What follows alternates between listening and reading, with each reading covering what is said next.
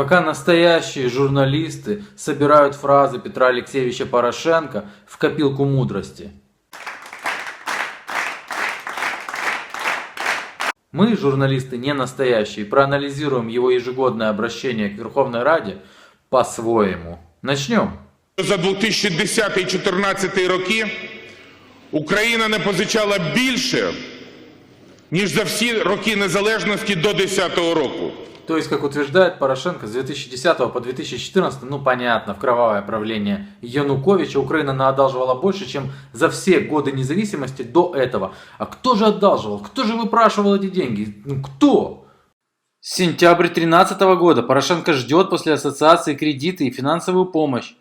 Ну, правда, после ассоциации, может быть, до ассоциации он не хотел финансовую помощь. Так. А вот уже 12-й год, Ля Трибун, Петр Порошенко, сотрудничество с ЕС подстегнет реформы на Украине. Вот оно как. Наш долг не достиг критического уровня. Банковская система работает должным образом, а наши золотовалютные резервы постепенно растут. Хотя наш государственный долг и не превышает 40% ВВП, что еще очень неплохо по сравнению со многими европейскими странами, международные рынки для нас все еще закрыты. Вот откроются и вообще счастье будет. Странно, все было так неплохо, все было даже очень хорошо. Всего-таки в 2012 году. Возможно, дело в том, что тогда Петр Алексеевич Порошенко был новым министром экономики Украины при Януковиче. До чого я це все пригадую? Это не вы, Петр Алексеевич, це я зараз це все пригадую, это я сейчас это все вспоминаю. А для чего? Для того, чтобы напомнить всем, кто же выпрашивал кредиты, которых набрались выше крыши. А вот газета «Сегодня», 11 год. Тимошенко лгала МВФ, чтобы получить кредит. Wikileaks. Представитель МВФ в Украине также отметил, что тогдашний министр иностранных дел Украины Петр Порошенко заявлял, возникнет большой риск перебоев с поставками газа в Европу, если Украина не получит транш МВФ. Дайте денег, дайте денег, денег, денег. Головне наше завдання і досягнення за рік, що минув. Всім смертям наперекір. Ми. А під ми я маю на увазі всіх нас як велику українську націю. Всі ми зберегли Україну. Главное достижение в том, что все мы сохранили Украину. Может быть, Петру Алексеевичу карту подарить. Может быть, ему надо почаще смотреть на интерактивную карту, что сейчас происходит на востоке страны. Там, может, ему в Крым съездить, отдохнуть, развеяться, чтобы он не рассказывал о том, как они сохранили страну. Это мне напоминает, знаете, мужчина отдает няньке ребенка, а нянька отдает ему ребенка назад через год. А у ребенка ушей нет, рук нет, глаза выколоты. И вот что делал бы мужчина с такой нянькой? Ну ничего, у нас няньки обращения делают к Верховной Раде ежегодное. Народ мій є. Народ мій завжди буде. Ніхто не перекреслить мій народ. Ну типа просто экспромт. Вот я говорю об этом, и как тут не вспомнить как раз таки строчки из Симоненко. Сентябрь прошлого года. Народи мій є. Народи мій завжди буде. Ніхто не перекреслить мій народи. Май нынешнего года. Народ мій є. Народ мій завжди буде. Ніхто не перекреслить мій народ. Просто супер экспромт. Дальше. Скажу більше. Я не задоволений і своєю роботою.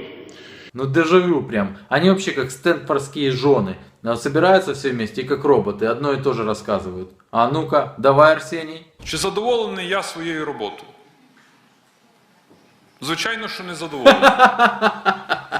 Вчергово потужну європейську міжнародну єдність ми відчули 2 дні тому на саміті Східного партнерства в Латвії, в Ризі.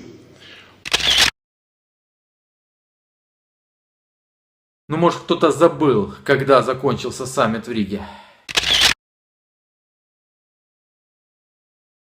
Я объясню, что произошло. Или же спичрайтер написал вот этот вот текст через 2 дня после окончания саммита в Риге. Может быть, он запланирован был для прочтения через 2 дня после саммита.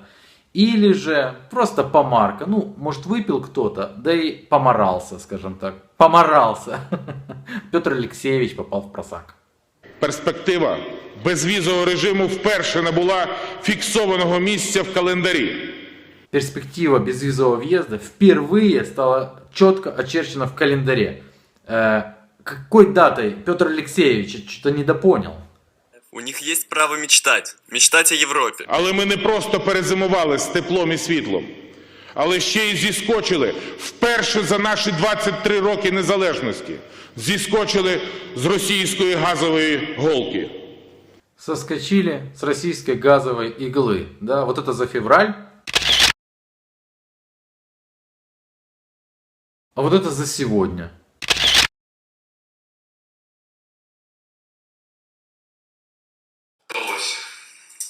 Ми злізли з російської газової голки.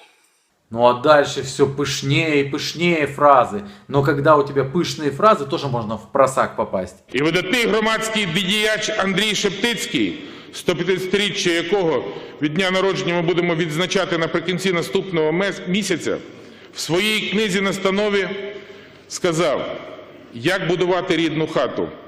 Книга називається. Тиранія більш небезпечна, ніж зіпсута аристократія або олігархія. Але ця знову гірша і небезпечніша від демократії. А вот выдающийся философ Фома Аквинский о правлении государей. Итак, тирания более пагубна, чем олигархия, а олигархия, чем демократия. Я сомневаюсь, что Фома Аквинский похитил эту фразу у Шептицкого, который жил спустя 6 веков. Неудобно получилось. А дальше больше пафоса. Святые имена майдановцев. Прикриваючись святими іменами майданівців і добровольців, і глибока європеїзація України. Но если глубину европеизации можно как-то сегодня измерить, то вот это вот, к примеру, да, уникально. Тверде рішення українців повернути з історичних манівців на сучасний європейський автобан. А дальше его уже несет в кулинарию. Якщо уявити себе шеф-кухарем, можна сказати, що чимало блюд вже в печі. Для якихось підходить тісто, для інших зібрані всі необхідні інгредієнти. Є й такі страви, що ми з вами навіть не знали і їх рецепту. Одного напуваю укрспиртом, іншого годую укрм'ясом, а також помажу губи укрсалом. Час, коли відбудуватимуться вибори, це золота українська осінь, а не кривава русская весна. И самое интересное, что вот это вот литераторство слушают в Раде и оценивают просто как в театре. Вау, класс, класс, Петр Алексеевич, вот это сыграл, вот это выдал. Ух, ну учитывая то, что там может быть 2/3 колхозников сейчас, в худшем понимании этого слова, то они аплодируют. Такие повороты очень нравятся.